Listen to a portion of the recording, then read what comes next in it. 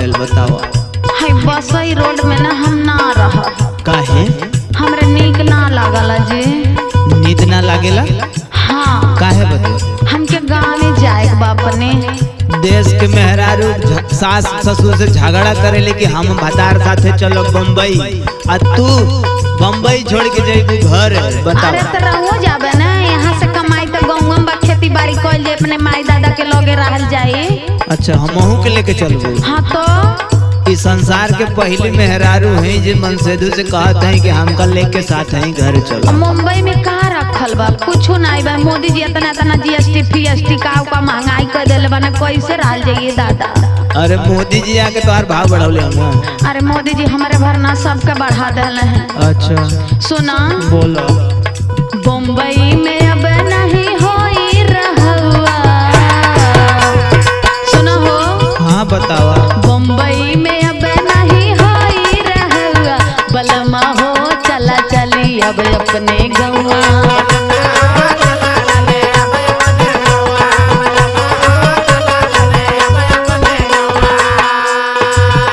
अरे रुपया के पौआ डबल भइल भौआ। का कहतनी जी? रुपया के पौआ डबल भइल भौआ, गोरी हो चला चली अब अपने गौआ।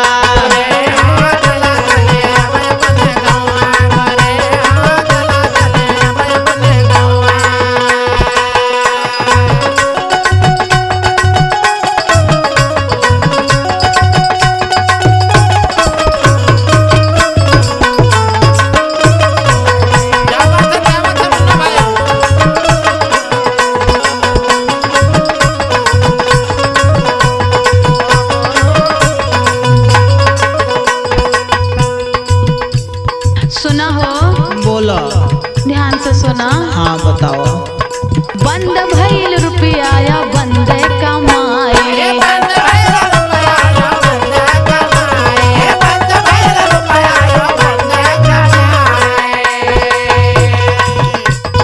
रूसल बा चेहरा बुताइल बतवा, बलमा हो आवा चली अब अपने गौवा।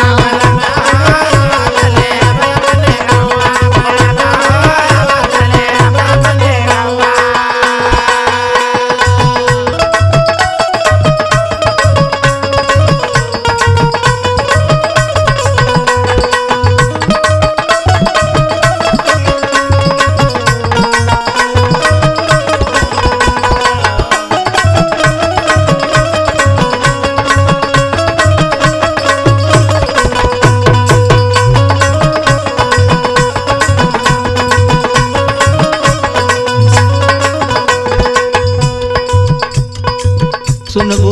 बोलो। ये कुल लॉकडाउनवा के वजह से होता। हाँ यही से तो कहत नहीं हो। चलो ठीक है कहत हो। हाँ बोलो। अरे आइल कोरोना लगल लॉकडाउन,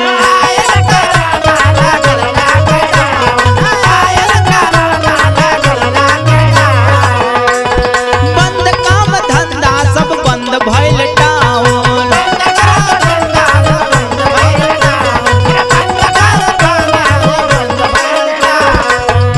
सुना? बोलो। सरोजा काहे बंद जहाज के उड़ौआ, गोरी हो चला चली अब अपन गौआ।